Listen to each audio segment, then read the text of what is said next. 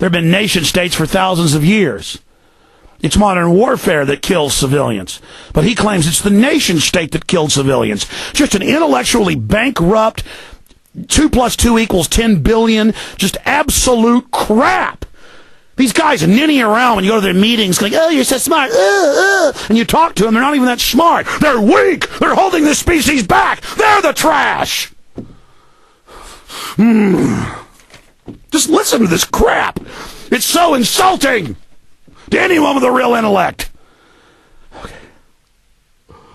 Okay. Son of a bitch, blaming everything on this country. Filth! You pieces of trash can't build anything. You're a bunch of parasites.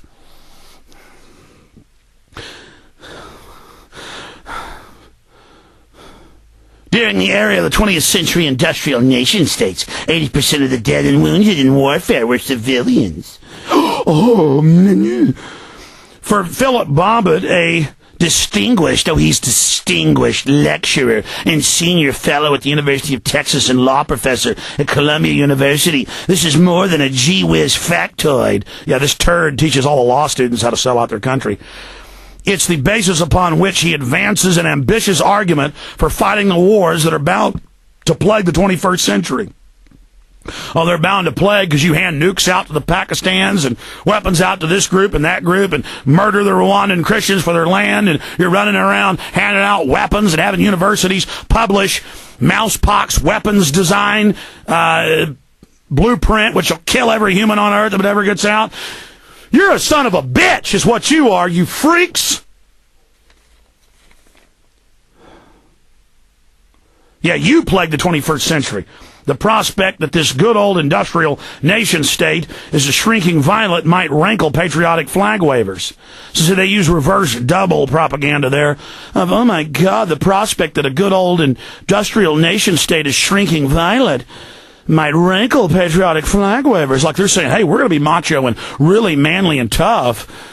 Don't worry. Don't let it rankle you flag wavers. This is a real way to kick butt. But Bobbitt's statistic thrust.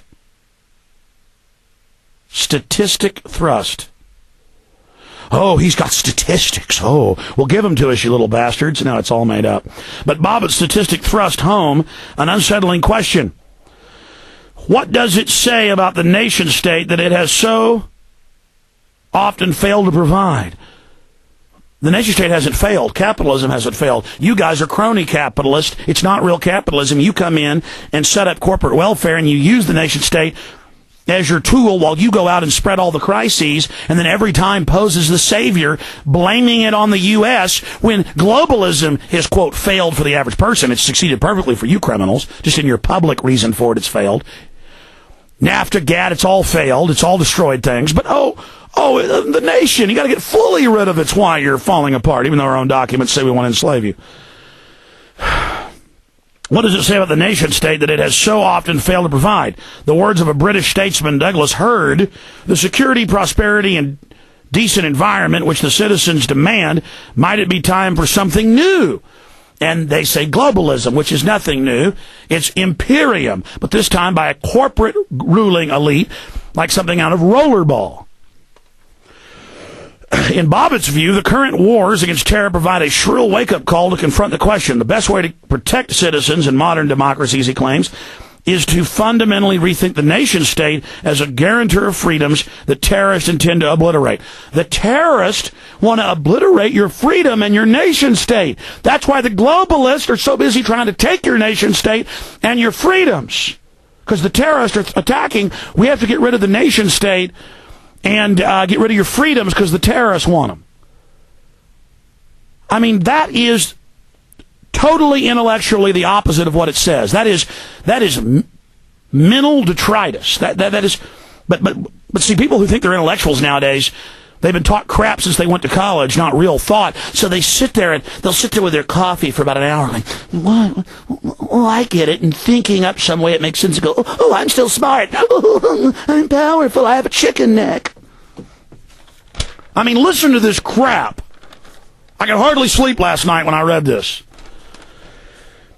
In In Bobbitt's view, the current wars against terror provide a shrill wake-up call to confront the question, you mean will we attack countries that weren't even officially involved against us in the official story?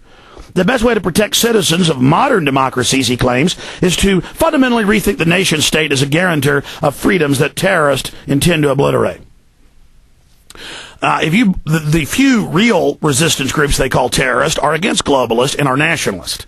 So see, the terrorists don't want to obliterate our nation states. The globalists carry out attacks and blame it on nation states they want to blow to hell. See how that works?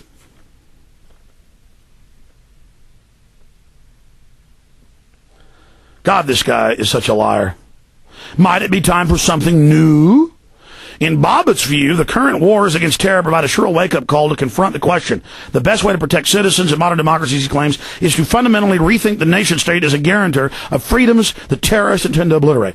So see, because the people, 80+% don't want the war and don't want GMO in their food, they're saying, well, just let corporations take full control, and then we'll have NGOs. That's how you'll vote, is that we'll pick from NGOs we fund, and then they'll say they represent you. And he goes on to say that. So, no representation. This son of a bitch has the Bill of Rights on the Declaration of Independence on fire on the front cover, saying get rid of this, and then he sits around. I mean, this is bull. But wait, I won't be invited to the coffee with Mr. Bobbitt if I don't agree with him. And I mean, you ought to go to these events. I mean, the scum, the slime, the filth. And they're all real stupid and lazy. They work about 2 hours a week, and then they just sit around with their professor jobs, hitting on, well, most of them don't hit on the women. They just hang out with Bobbitt, prancing around. Look, all your crap's going to be swept aside. You're weak. You're trash. Get out of America's way, filth. Hold on. I got to settle down and cover this, so I'll never get to it. And I got to go do about 50 things. Is Mike here yet? For me to do that work. I'm supposed to end this here in a minute because I got work I got to do. Oh, jeez. But I said I'd take calls. Let me just read through it quickly. Maybe tomorrow I'll do part 2 of this when I'm more settled. It just goes on for page after page. In Bobbitt's view, the current wars against terror provide a shrill wake-up call. Bobbitt's previous book, The Shield of Achilles, he was at a lecture called The New World Order, explores the grand themes of warfare and state development, marking his penchant for the magnum opus, a nearly 700-page toilet paper pile, I would add, I read it, more than 100 pages of notes. Terror and consent follow suit, taking on a similarly big picture. If we want to defeat state-shattering terror, we have to get rid of the state. If we want to defeat state-shattering terror in the 21st century, Bobbitt writes, we'll need to have to transform the emerging constitutional order of the 21st century state. Get rid of that evil Bill of Rights. Specifically, we must stop thinking like a nation state and start thinking like the market state that we are inevitably becoming. The nation state, a constitutional order dedicated to protecting and improving the material welfare of its citizens, served the United States well from the mid-19th century to the end of the Cold War. But Bobbitt contends it's vulnerable to a new battery of threats. It's vulnerable, so let's get rid of it. Just like, the internet's in trouble, let's just get rid of it. We have our new one for you when they're killing it. The accessibility of weapons of mass destruction, which our government hands out like hotcakes to Pakistan and everybody else. The globalization of international capital, that's the bankers that run it all, they're the problem.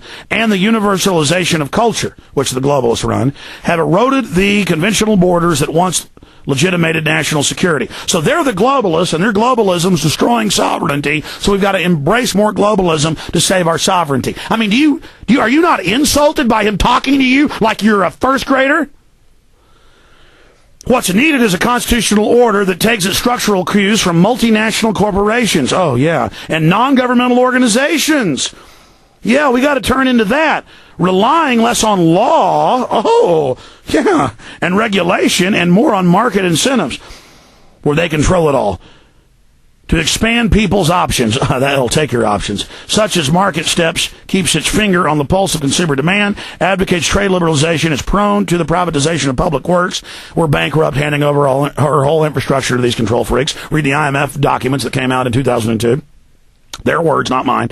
Will outsource many functions in similar rooms of political science departments. The change is referred to as neoliberalism. On the streets, it is known as globalization. Is Mike here yet? Is Mike here? Okay, 10 minutes, okay.